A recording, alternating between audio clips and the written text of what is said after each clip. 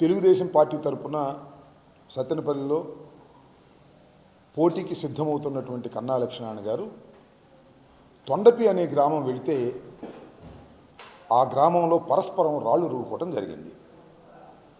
కన్నా లక్ష్మీనారాయణ గారు ఏమన్నారంటే రాళ్ళు నేనే వేయించానని, ఆయన మీద హత్యా ప్రయత్నం కూడా చేయించామని నా మీద బురద జల్లేటటువంటి కార్యక్రమం చేశారు. నేను రాష్ట్ర ప్రజానీకానికి సవినయంగా మనవి చేస్తున్నా, ప్రత్యర్థుల మీద రాళ్ళు వేయించటమో ప్రత్యర్థుల మీద దాడులు చేయించటమో నా చరిత్రలో లేదు, చరిత్రలో ఉండబోదని కూడా మనవి చేస్తున్నా. రాజకీయాన్ని రాజకీయంగానే ఎదుర్కొనేటటువంటి సత్తా కలిగినటువంటి రాజకీయ పార్టీలో జగన్మోహన్ రెడ్డి గారి చెంతన ఉన్నటువంటి వ్యక్తులని ఈ సందర్భంగా నేను చెప్పదలుచుకున్నా. ఎప్పుడూ హత్యా రాజకీయాలను ప్రోత్సహించేటటువంటి సందర్భమే నా జీవితంలో లేదు, ఇక ముందు రాదు అని కూడా మనవి చేస్తున్నా.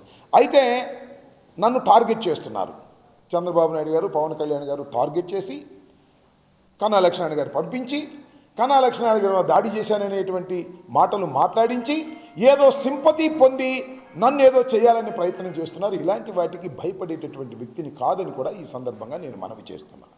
రెండో అంశం ఏంటంటే, సడన్గా చంద్రబాబు నాయుడు గారు రాజమండ్రిలో ఉండి మాట్లాడుతున్నాడు.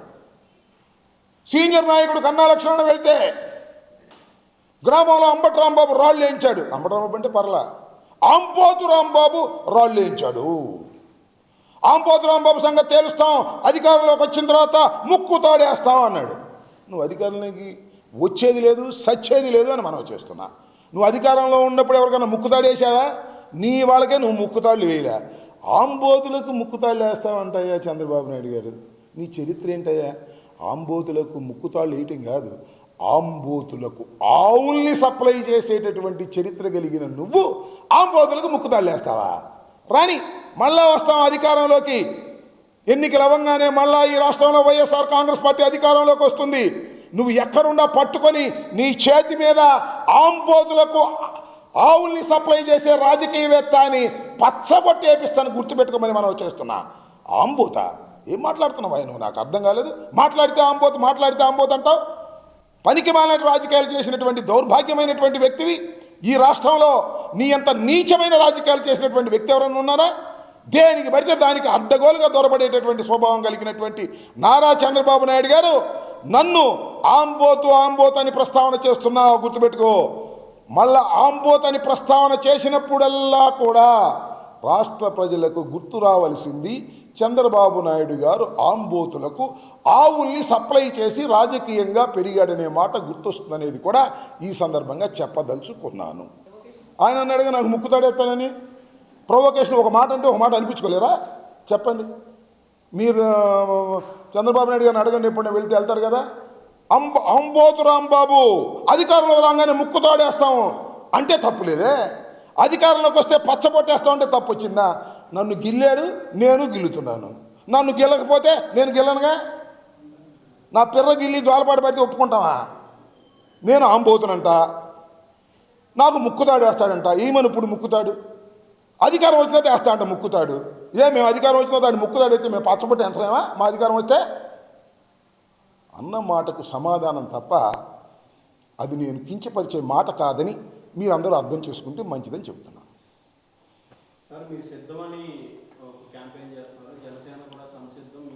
జనసేన కూడా సిద్ధం. దేనికబ్బా? ప్యాకేజ్గా? లేదా చంద్రబాబు నాయుడు ఒక భుజాన, మన లోకేష్ ఒక భుజాన వేసుకోవడానికి సిద్ధమా? దేనికయ్యా సిద్ధం? జనసేన సోదరులారా, ఓ కొణిదెల పవన్ కళ్యాణ్ గారు, మీరు దేనికి సిద్ధం? ఓడిపోవడానికి సిద్ధమా? ప్యాకేజీకి సిద్ధమా? ఇన్ని ప్రశ్నలు వస్తున్నాయా. మేము సిద్ధం అంటే పోరాటానికి సిద్ధం, ఎన్నికలకు సిద్ధం, 175 మంది సభ్యులతో సిద్ధం, 25 మంది పార్లమెంటు క్యాండిడేట్తో సిద్ధం. అది మా సిద్ధం. మీ సిద్ధం ఏంటి? ఎన్ని సీట్లు వస్తాయో తెలుసా మీకు? అంటే తెలుగుదేశం నుంచి ముష్టేస్తానా, తీసుకుంటారా? దేనికి సిద్ధం? ముష్టికి సిద్ధం. చంద్రబాబు నాయుడు గారి దగ్గర ముష్టికి జనసేన సిద్ధం, ప్యాకేజీకి పవన్ కళ్యాణ్ సిద్ధం. దేనికైనా సిద్ధం? మీకు సిగ్గుండాలి సిద్ధం అని చెప్పడానికి. ఇంకా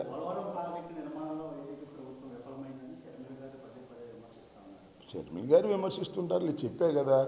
షర్మిల గారేమో మా ప్రీతమ నాయకుడు రాజశేఖర రెడ్డి గారి కూతురు. ఆమె ఏదో ఓవర్ యాక్షన్ చేస్తుంది, పిచ్చి తల్లి. ఓవర్ యాక్షన్ చేసేవాళ్ళకి ఏం సమాధానం చెబుతాం? చెప్పలేము. ఆమెమో తెలంగాణలో పార్టీ పుట్టింది, అక్కడ పుట్టి సంవత్సరం అయినా కాలగర్భంలో గడిచిపోయింది. ఇక్కడ కాలగర్భంలో గడిచిపోయిన పార్టీలోకి వచ్చి ఆమె మాట్లాడుతుంది. ఎట్లా ఉందంటే కాంగ్రెస్ వాళ్ళకి మంచి ఆయుధం దొరికింది, రాజశేఖర రెడ్డి గారి కూతురు. కోతి కొబ్బరికాయ దొరికినట్టు అది పెట్టి ఊరేగుతున్నారు. ఏమైంది నాకు అర్థం కాలే. కాంగ్రెస్ ఏం బతికేదా చచ్చేదా? రాజశేఖర రెడ్డి గారిని, రాజశేఖర రెడ్డి గారి కుటుంబాన్ని, ఈ రాష్ట్రాన్ని చీల్చి చెండాడినటువంటి కాంగ్రెస్ పార్టీలో ఆమె బతుకు తెరువు కోసం చేరిందో మరి ఏమో నాకు తెలియదు. పిచ్చి తల్లి ఏదో మాట్లాడుతుంటుంది, పెద్ద పడుచుకో మన బ్రదర్. మళ్ళీ ఎలక్షన్ తర్వాత కనపడదు, మళ్ళీ అక్కడ పెట్టింది పార్టీ అది.